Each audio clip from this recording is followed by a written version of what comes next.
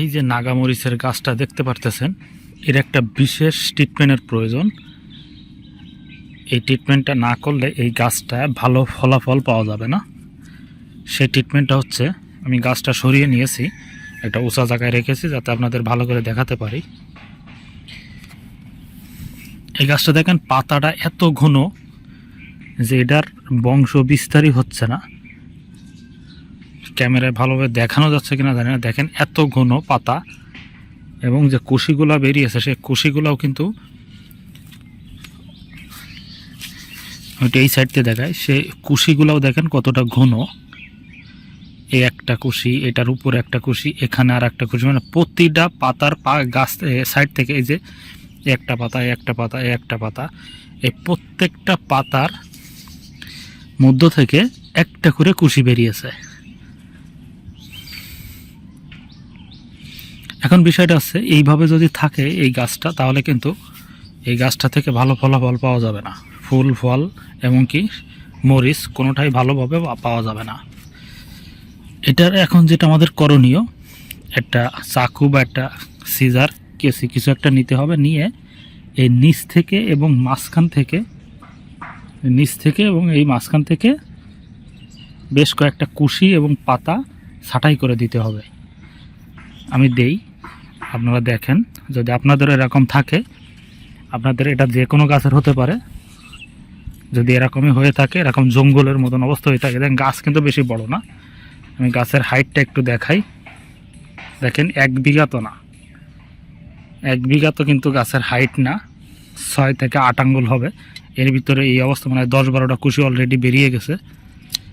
তো এই পরিমাণ কুশিও আপনারা রাখবেন না, এবং এই বড় পাতাগুলোও রাখবেন না। এগুলো কাটিয়ে ছাঁটাই করে একটু পরিষ্কার করে রাখবেন। আর নিয়মিত পানি দিবেন, কারণ গাছের চেহারা কিন্তু খুবই সুন্দর। দেখতে পাচ্ছেন গাছের পাতাগুলো কিন্তু একবারে সবুজ, গাছের চেহারা মাশাআল্লাহ সুন্দর। সুতরাং এখানে সার দেওয়ার প্রয়োজন নেই। আপনারা শুধু কুশিগুলা কেটে একটু ফাঁকা করে দিবেন। এটাকে আপনারা 2G কাটিং হিসাবে ধরতে পারেন, কারণ 1G কাটিং সাধারণত এটাকে বলা হয়, এটাকে 1G কাটিং বলা হয়। 1G কাটিং করা আছে, এখন যে কাটিংটা করা হচ্ছে এটা হচ্ছে 2G কাটিং। গাছের পাতাগুলা এত ঘন যে পাতাগুলা এবং কুশিগুলা কাটতেও সমস্যা হচ্ছে। আসলে অল্প জায়গার ভিতরে যে দেখেন 4 থেকে 6 আঙ্গুল লম্বা গাছের এত পরিমাণে কুশি বেরোইছে এবং সাইড থেকে পাতা বেরোইছে যে নিজেরই কাজ করতে খুবই সমস্যা হচ্ছে। তারপরে এখন দেখেন গাছটা একটু সুন্দর দেখা যাচ্ছে। এখন খুব দ্রুত বাড়বে, আশা করা যায় গাছটা এখন খুব দ্রুত বাড়বে। আপনাদের যে কোনো গাছ, এটা মরিচ গাছ হোক অথবা যে কোনো গাছ, যদি এরকম অতিরিক্ত পরিমাণে জঙ্গলের মতো হয়ে যায় আর কি, পাতা এবং কুশি ছেড়ে, তাহলে অবশ্যই ফাঁকা করে দিবেন। ফাঁকা না করে দিলে কিন্তু গাছের কুশিগুলো বড় হবে না, কারণ একসাথে অনেকগুলা কুশি কিন্তু বড় হয় না, এবং এরকম জঙ্গল হয়ে যাবে। এই জঙ্গলের ভিতর কিন্তু ফুল ফল কোনো কিছুই ধরবে না ঠিকমতো, যতই সার ওষুধ দেন। শুধু তখন পাতা বাড়বে, পাতা এবং কুশি বাড়বে, গাছ সবুজ থাকবে, কিন্তু ফুল ফল পাওয়া যাবে না, কারণ এখানে তো জায়গাই নেই। এটুক জায়গার ভিতরে এত ফুল ফল কীভাবে ধরবে? এই জন্য আপনারা এরকম পাতলা করে দিবেন।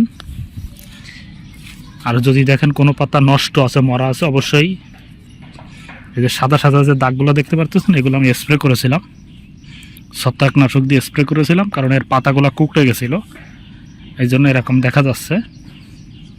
এখন মোটামুটি গাছটা সুন্দর দেখা যাচ্ছে।